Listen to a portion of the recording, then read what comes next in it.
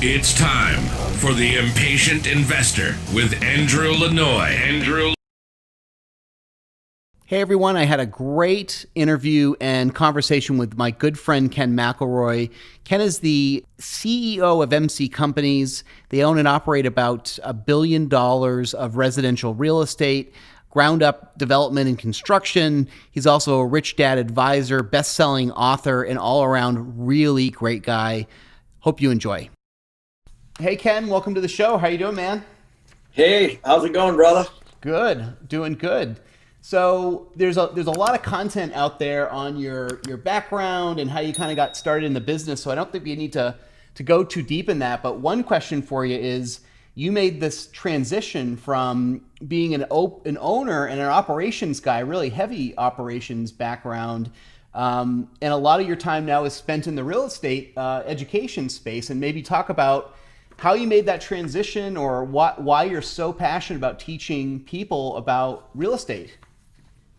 Sure. Well, the truth is, the market has cycles, as you know, and so I've been in it long enough to be very, very, very busy when we're buying, and the last couple of years, as you know, we haven't bought anything, and so we own right around just under $1 billion worth of multifamily and commercial and self-storage, and we build them, we buy them, we do value adds, we raise hundreds of millions of dollars through syndications, and but there was a time not to buy, so Ross and I, my partner, decided to kind of hold off on that. And the truth is I obviously I'm in massive personal development like yourself, and I've been meeting with all the rich dad advisors and all my friends, and we're just hunkering down, trying to make our companies better and make our personal brands better. And then I found myself just having the time, especially with the pandemic, just literally having the time. And, I'm not on a plane, and, I'm not, meeting with brokers and touring properties and doing all the things that I had been doing. And so I just literally had the time to do it. So I figured, why not? Because there's a lot of people out there that don't have the experience, so it's easy for me just to get on and talk about real things that we're doing and their real stories instead of hypotheticals. So it's been really, really fun. That's so great. And yeah, we'll leave some links to your YouTube channel and website down in the show notes too. So we're obviously in this crazy time. We're not really in a recession. It's maybe not a pandemic. Who knows what it actually is. But we're September 2020 right now. There's always some interesting leading indicators that tell us a story up to a crash, typically, or like historically, whether it's an inverted yield curve, interest rates, real estate prices. So we've got real estate at probably an all-time high right now. Interest rates are at very, very low. Stock market's high. Housing inventory is low. So what does all this tell you, and what kind of market trends are you looking at right now? Well, for us, Andrew, like yourself, the reason we stopped buying was just, those are all true, by the way. But, for us, it was, can we deliver returns for our investors? That was it. So that's always been our issue. And, I don't want to buy I don't need to keep the lights on. We have enough real estate and passive income coming in on our, I think we have about 8,000 apartments that we've owned for years. And so we have enough coming in. So I don't need to do deals. And a lot of the new startup guys, they need to do deals. And so for us, when we started to see the market fundamentals change, what I mean by that is we started to see people overpaying for real estate, a couple of years ago. And, and the reason, it wasn't just an observation, these were deals that we were competing for. So we have a long track record with our acquisition guys that, so we kind of have our fundamentals, and we're always trying to solve to a cash on cash return. If somebody's going to give me $1 million or 10 million bucks or 100 million bucks, they want a return on that money. And the return is the real estate you buy. And so, it's just math from there, it either works or it doesn't work. And so we saw that then, which is why we kind of backed out, and the Federal Reserve kind of propped it up with interest rate lowering, and they were already low, and then and so unfortunately they don't really have anywhere to go anymore on that, which has been really good, because then we spent the last 2 years refinancing everything that we had, and so that's how we got to where we are, and so now, to answer your question directly, what's happened is this COVID pandemic, or whatever you want to call it. I think it's kind of accelerated. I call it an accelerator. Things that were already problematic or already happening before our eyes, that happened kind of in slow motion, like Amazon was already taking down retail. It should be no surprise that malls and retail are in big trouble, as an example. If you really think about it, I've been watching that for years. Retail has been struggling for years. So there's new things too, of course, but so what's happening right now is, the country got shut down, while kind of the world got shut down, and a lot of people don't have adequate savings and reserves personally. And so if I'm sitting there with, maybe I'm thin, and maybe we got two working, or I'm single, or whatever it is, and I got a little bit of equity in my house, if I even have a house, and my employer's kind of on the block, or my future income is kind of on the block, I'm going to hunker down. I'm going to sit back and kind of see what happens. I'm going to take the PPP money, or the EIDL money, or the unemployment money, or whatever whatever the government's going to throw at me, I'm going to take it. And I think that's what we just went through. And so I don't really believe that we've really seen what's going to really happen. And I don't want to scare anybody, but the truth is we got 30 some million people on unemployment. We have hundreds of thousands of businesses that have already closed, according to Yelp, and according to, all these different services that track it. We have 4 million people doing mortgage forbearance. We have, and 2 million of those are over 90 days delinquent. So we have all these things happening at the same time. And then I also think there's going to be some new behavior coming up, whatever that means. I mean, I know friends that, I have good friends, and some of them are really, really concerned about their health, and they're hunkering down in their home, and, they're not going to go fly or go into a hotel or go on a cruise ship anytime soon. And I have others that are, they don't believe it, or, so, like yourself, we know people on all sides of the spectrum. And so I just think people's behaviors are going to be different. And then I think employers are afraid of liability. But I look at things like, restaurants are thin already on the margins. And so how does a restaurant survive when, they have to socially distance their tables? And, so there's a lot going on. And I just believe that, we're going to have a pretty rough 2021 on a number of levels. And on the other side of that, though, there's businesses that are doing really well, and killing it. So it's gonna be a great time for real estate, I think. But you got to be super selective and buy in the right markets, and be careful you don't catch a falling knife, on markets that are going down. Right now, the most apparent are the urbans. I'm near Seattle right now, which is where I grew up. I'll be there this weekend. Seattle, Chicago, New York, LA, people are just flying out of those places at the moment.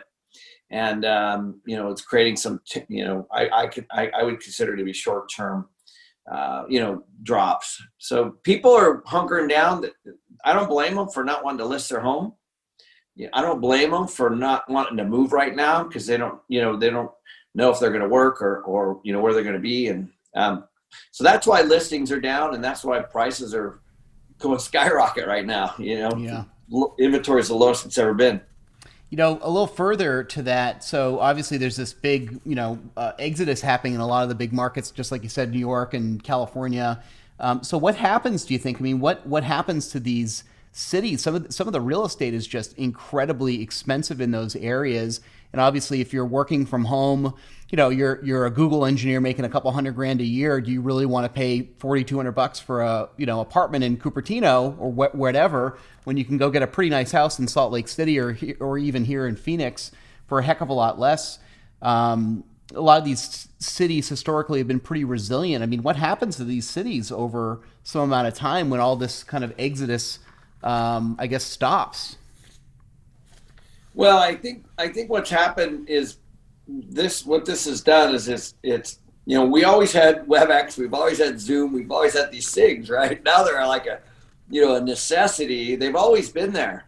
Skype, it's always been there. We just were slow on our behavior change, and that's why I say that COVID is an accelerator. The interesting thing is, and we're wrapping our head around this too. We have 250 people. We're able to do a lot and stay efficient, and without having to come to work every day, without that 15-minute, 1 hour commute or whatever it is each way. And there are ways to stay efficient, connected. There's some downside to it too, but I think the telecommute or work remote or whatever you want to call it is a thing. There's been big cities, to your point, in San Francisco, Twitter has said we're not going back. Pinterest, I don't know if you saw Pinterest they just wrote a $90 million check to get out of their lease. So these companies are taking positions on whether or not they're going to come back or not. And so that's, now people can kind of decide, where do I really want to be? And before it was always focused around work or, being near work and, kind of having a shorter commute. And so I really think we're going to have a massive real estate correction in some of those markets. And by the way, if you go back just 10 years, 2008, just take a look at what rents were in, Cupertino or San Francisco. They were a lot lower. And so, people have a tough time kind of going back to that and kind of remembering. But New York, San Francisco, these are all markets that have gone through this before. So it'll be very interesting this time around, because I think people have figured out a way to run businesses remotely, and I think you're going to see a lot of technology around that too. Yeah. So you've got a video that went viral. That's I think the title of it is the 2021 real estate crash. And some of this you've been talking about already, but when you think of the word crash when it comes to real estate, you think of an equity crash, right? I think rents historically over time have always increased. Obviously, that's not every single market, but so what does that exactly mean? What do you see happening in 2021 as far as a real estate crash? I think the whole thing is going to be predicated on inventory. So the cool part about this time around, Andrew, is a lot of people have equity in their homes. That's actually a really good thing, because there's a lot of people that are sitting on equity. But like just put yourself in their shoes.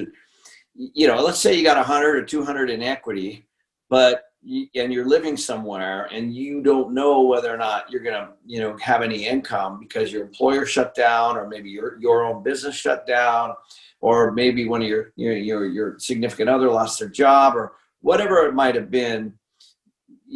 I think that you might list your home, scoop some of that equity. Yeah. If or obviously try to replace your income somehow. And so I think you're going to find, what happens, people move to safety, which is a big issue right now. You're not going to move to downtown Portland or downtown Seattle or Chicago at the moment. They move for affordability. They move for weather. They move for low property taxes. They move for good schools. And, so I think there's going to be a lot of that happening. And I would, if my life, if I could cash out, let's say in Southern or Northern California and get a few $100,000 and move to Scottsdale, Scottsdale, you can buy a home there for $500,000, $600,000. The real nice one's $1 million, but a lot less than, Northern or Southern California in a lot of areas. So that's happening. People are moving to the suburbs. They're relocating. They're having their rents go down. There's massive disruption in the college university sector. Massive, where Parents aren't, kids don't want to go, and the universities are shut down, and they're doing Zoom basically from their, from the rentals that they have one block from the campus, and then they're policing, all the events and the football games and stuff like that. So there's a lot of disruption happening, and I think that I think you're going to see it in these migration patterns. The interesting thing is I haven't seen a lot yet on migration patterns, and that is, where are people moving and why, and it's really all over the map. So kind of more on the disruption thing, the Starwood CEO was, quote, I think this was on the talk that you and Chris Martenson did, talking about a third of New York City hotels going under. So, I mean, is that an Amazon play at some point? I mean, those are pretty big footprints and obviously really expensive property. What do you think happens to some of those properties? I don't know. If a lot of those hotels have been repurposed over the years. I mean, New York's a very resilient city, year over year over year. It's just going through what it's going through at the moment. I remember, it was bad when I remember as a kid, it was dangerous to go there, and Giuliani kind of cleaned it up, and it's obviously when that happens, people like to go. So I think whenever you take that kind of product out of the market and it closes, then it obviously lowers the amount of product in the market. But the big issue is going to be who's going to go there. I don't really want to go there anytime soon based on the defunding of the police and all the other things. I'm not trying to be political, but just for my own personal safety, I want that. I want to go places that are safe, and I don't know if New York is or isn't at the moment, but it would probably be a city I'm going to skip for a while. And same with Chicago and, some of the others. So I think people are going to do that. And I also think that businesses are trying to figure out what it is that they're going to do. Do they need to have the big floors or high rises in New York City? And do they need to be paying the big rents? And can they run their businesses remotely? Can they save money? What about their employees? And if all that stuff happens, then I do think there'll be less hotels needed. And, it's kind of a combination of all these levers that are being pulled at the same time, on the safety side, on the tourist side. Tourism is a big, big deal in New York. Business is obviously a massive deal in New York, but it's a mess. I was on the phone 2 days ago with my friend that runs the real estate for Goldman Sachs, and he's in the Hamptons, and they've been there since June, and they're not planning on going back anytime soon. And he's rolling pretty well, and so there's going to be a lot of people that I think it's going to be a filtering out, but those hotels people are going to lose money in those hotels. They're going to lose their equity. Those are going to go back to the banks. And at some point they'll be repurposed, I would guess. Could be, who knows? It depends on who the next person is and what they do with it. Yeah. So I guess, you've talked about 2021 exposure, and there's this massive job displacement, which all ties into this. You're talking about malls being closed down, a pretty big percentage, and just like you had said, whatever the number was for restaurants and small businesses getting shut down.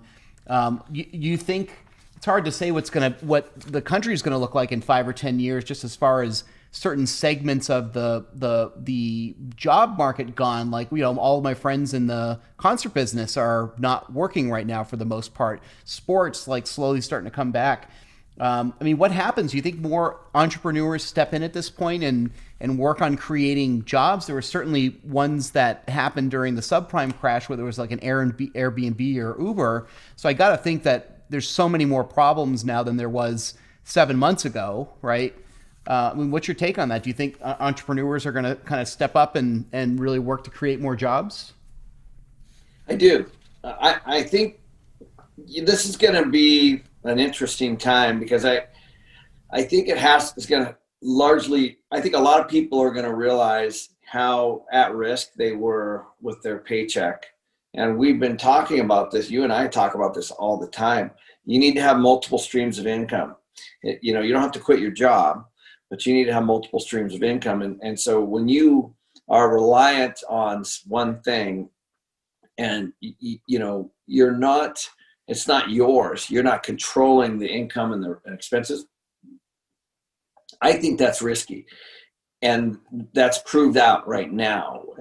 And so there's going to be lots of people that are just going to dig deep, I believe, and try to figure out, how is it that I can, survive during this period of time. There's already 3 million people that have moved back with their parents or grandparents since March. And we're at 32 million people so far. So think about that. 32 million people are now living with their parents or grandparents, the highest ever. And things are disruptive. So yes, I do believe that. I think like if that happened to you or it happened to me, we would figure out a way to get out of our parents' house and make some money somehow, some way, no matter what. And so I do believe that's going to happen. I think millions of people are going to hopefully, instead of get depressed, they're going to say, okay, I need to dust off and figure out, what this new chapter is going to look like for me. And they're going to go for it. And some of those are just going to turn into remarkable companies, I believe. Yeah, and you had said, I thought this was pretty interesting. It's pretty dark times for a lot of people out there, especially if they're out of work, and just like you said, they don't have savings, and it's just a hard time for a lot of people. You had said, and I think this was with Chris Martin, so you said it's a wonderful time and people should be where they want to be, really focused on the opportunities that are either here currently or kind of coming down the pike. Can you expand on that a little bit? Yeah, I mean, as you know, I was in the grind, you were in the grind. So we can just talk about us.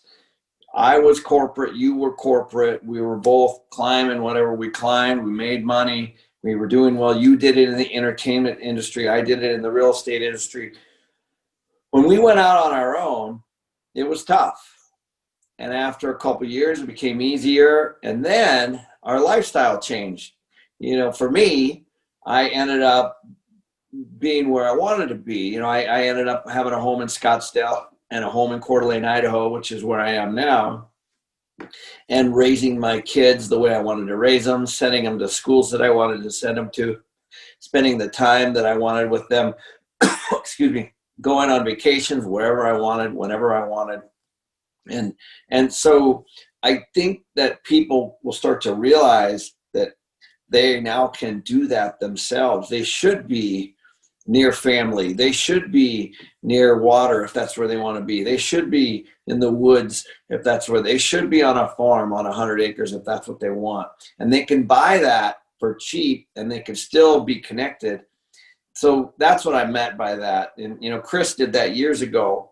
He did what he wanted to do. And he was plugged into New York and, high finance and decided to, basically be a little more remote and live a life that he wanted to live and grow sustainably and all that kind of stuff. And that's what I meant. I think that this is a time to evaluate the choices that you have. And I think that they were always there the whole time. But now the employers and the business is now such where you can still make money wherever you want to be. And that is, I think, really, really important for the psyche and for, just you as a person, because, being a road warrior and business and working your ass off all morning and all night it's not rewarding over the long haul. Right. So switching gears a little bit, you've talked about paper being dangerous when we're talking about currency. What do you think happens to the economy over time with all of this money that the government's been printing the last 6 months? Well, it's super scary. Whenever you add that much money to the money supply, it's concerning, obviously, because it's again a supply and demand thing. So whenever you add high amounts of something to something, typically the values goes down a little bit. what's happened initially is it's gone to people's savings accounts. So if you look at the savings rates, the personal savings rates, they've really jumped from March, which is awesome. People are now, this is what happens when you get furloughed or your employer closes or it doesn't make it. The people put money in savings. And so that's happening right now. When they start to get comfortable again, then that money starts to come out and starts to circulate. Then I think that's when we start to see inflation. So the money has to circulate, and there's cost pull and demand push types of inflation, and so you're going to start to see that, I believe, and you need to be careful about rapid inflation. The Federal Reserve just changed their standard just recently, where their target was 2% of inflation annually, and they adjusted it to say that it can go higher. They didn't say how much higher; they just said higher. That doesn't include food or energy, though, right? Correct? Is that missing? Yeah, and that's as you know, that's going up. I mean, I go into the grocery store and I'm like, man, this stuff's starting to get expensive. Right. Meat is $15-16 a pound, $20 a pound now, and so all that kind of stuff is becoming more and more expensive. So to me, things are becoming more expensive, and all that additional money, in my opinion, is only going to make it worse. And the truth is that if the Federal Reserve's target inflation has been 2%, that people should just wrap their head around that, I think, because that means that in the last 20 years, they've lost 40% purchasing power of their money. Right. And salaries haven't nearly kept up with that, right? Yeah. So if you just wrap if you had 10 grand in the bank or 100,000 in the bank 20 years ago and it's still the same, it just buys less. So I think people need to understand that. They need to wrap their head around the fact that, but if they stick it into a hard asset, whatever that is, I'm a real estate guy, so I obviously love real estate. I love debt. Good debt that's paid off by my tenants. Those are hard assets, because those fixed loans, if I borrow today at $10 million from you and I don't pay 1 cent of it down, it's still $10 million in 20 years. Right. And as long as I'm paying you currently, if I still owe you 10, using the 2% again, I'm paying you off a cheaper dollar. So I'm hedging inflation by using debt.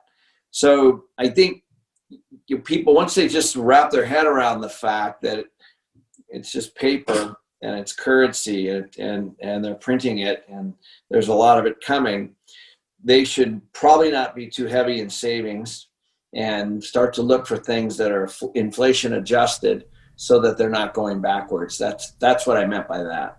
Yeah, that's pretty unbelievable. So we talked about this a little bit.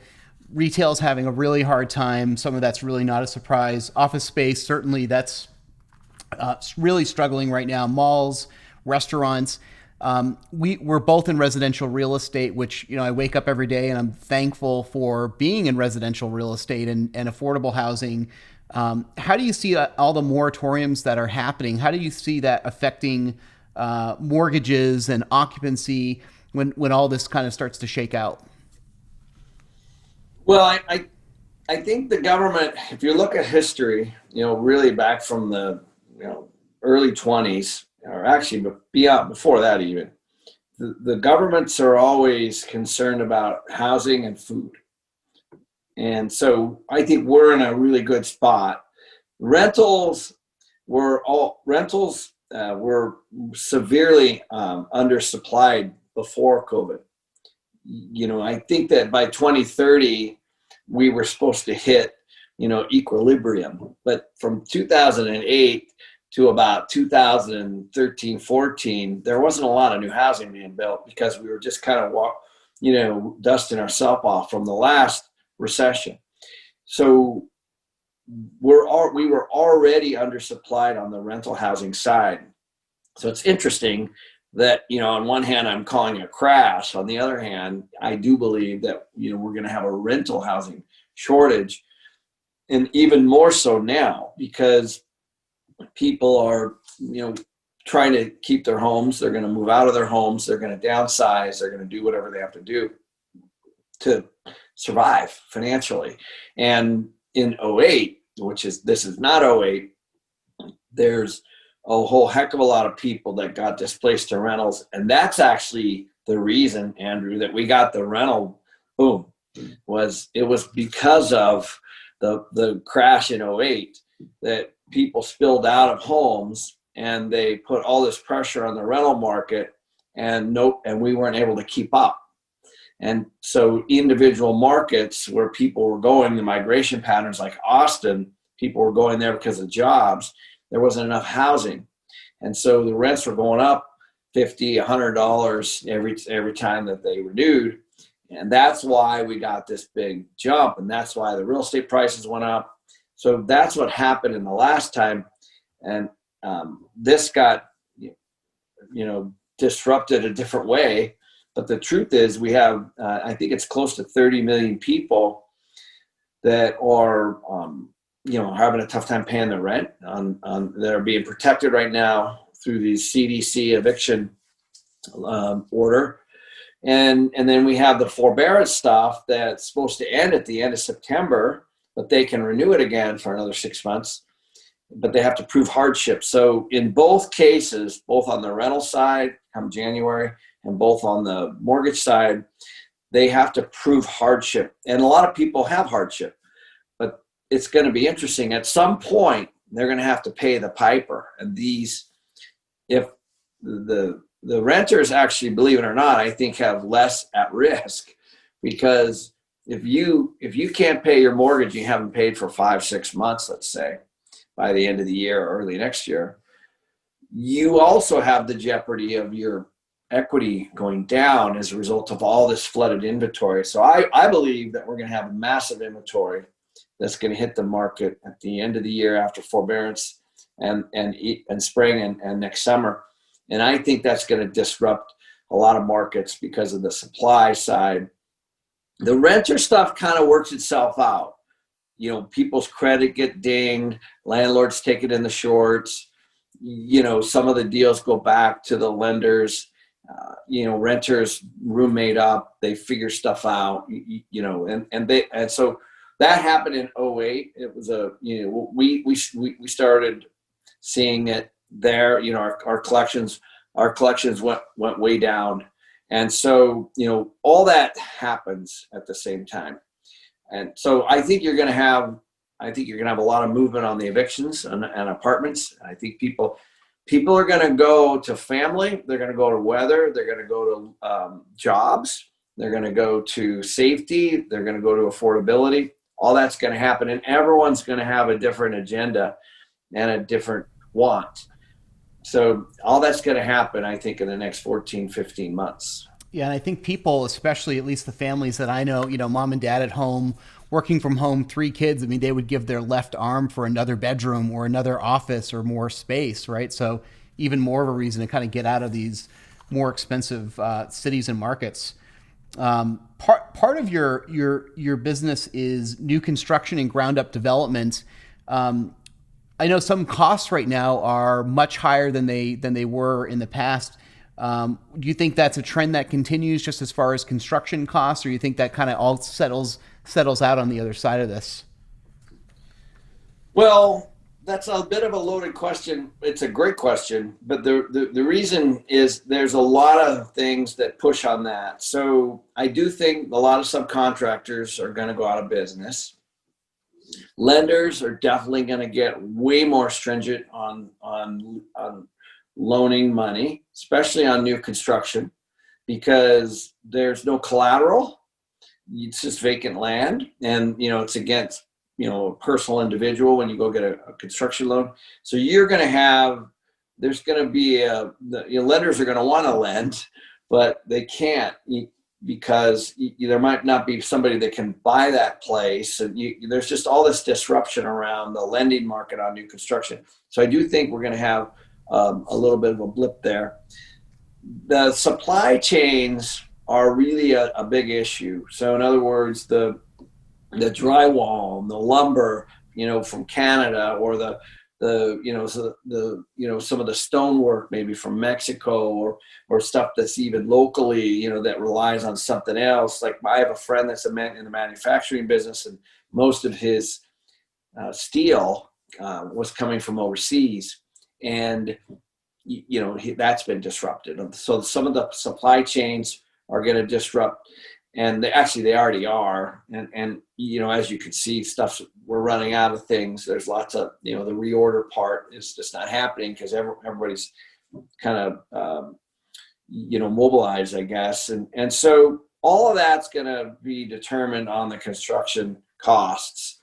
So, don't know yet, but we'll see. For now, we seem to be doing pretty well because all the projects that were under construction are going to continue to be constructed. And so a multifamily project like ourselves, if we're under construction today, we might have been under construction a year ago.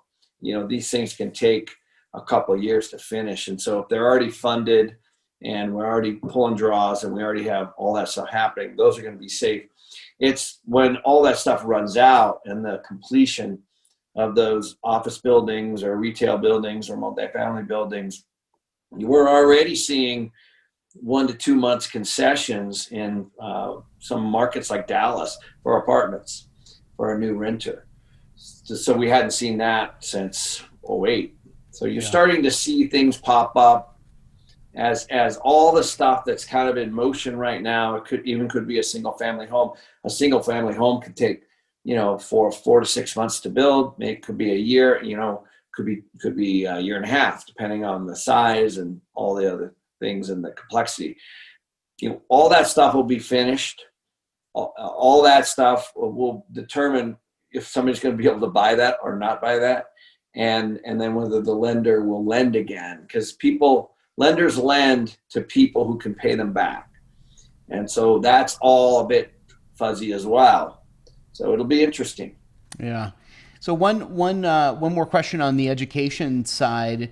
There's always people that are getting into real estate education, real estate investing education.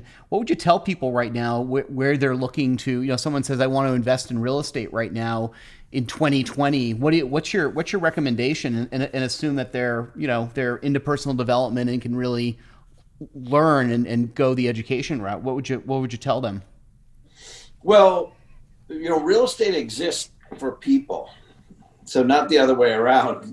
So if there's a lot of people going somewhere, and it's putting some stress on the supply, then you're going to start to see probably real estate that's going to be fine over the long haul. The stress on the supply has to do with jobs typically. So I would focus on markets where there's good job growth and continued employment and continued population growth, because those are the people that they come in and get a cup of coffee, they buy a breakfast sandwich, they sit down for lunch, they buy a steak at night, they stop for a beer, they rent an apartment. All that stuff kind of revolves around people and commerce. And so if you just focus on jobs, then I think you'll be okay. And that's a big question mark right now on a lot of markets and submarkets. So just be very careful. Be very careful not to chase deals that appear to be, really, really well priced. There's a reason. I'm starting to see a lot of product hit the market, and it's because sophisticated investors are exiting. Right. So to kind of wrap things up, I talk a lot about generational wealth and leaving a legacy behind. I think that really the two types of legacy to leave, one financial and the second being knowledge. When we first met, you had written a book called Sleeping Giant, which is really cool and kind of like a entrepreneur's tale. your two boys were on the cover, young kids in kind of your suits, right? Like a really cool cover. Anything you want to talk about just with what that means, generational wealth or legacy? You're building all this content. I'm putting aside the actual real estate part of your world. I mean, you're putting together a lot of very valuable content. I go and see, on Facebook or somewhere, and, people love it and they're asking good questions and you're answering questions and you're really giving back. So what does legacy mean to you, or generational wealth? Well, I think a lot of people equate that with money. I do not. So I know, and hundreds of people that have gotten money from their parents, and they go out and they buy cars and they turn into drug addicts and they do all kinds of stupid shit, right? And so, giving somebody money without the tools to understand how to use it for philanthropy and for making more money and making other people money and educating, I think is the best gift. So that's what I've been focused on. And that's what I'm trying to do for people is, my journey was very humble beginnings. As you know, my parents didn't go to college, and of course, and they barely got out of high school. And, so I didn't grow up with any money, but I learned how to use it, how it works. I still have a lot to learn.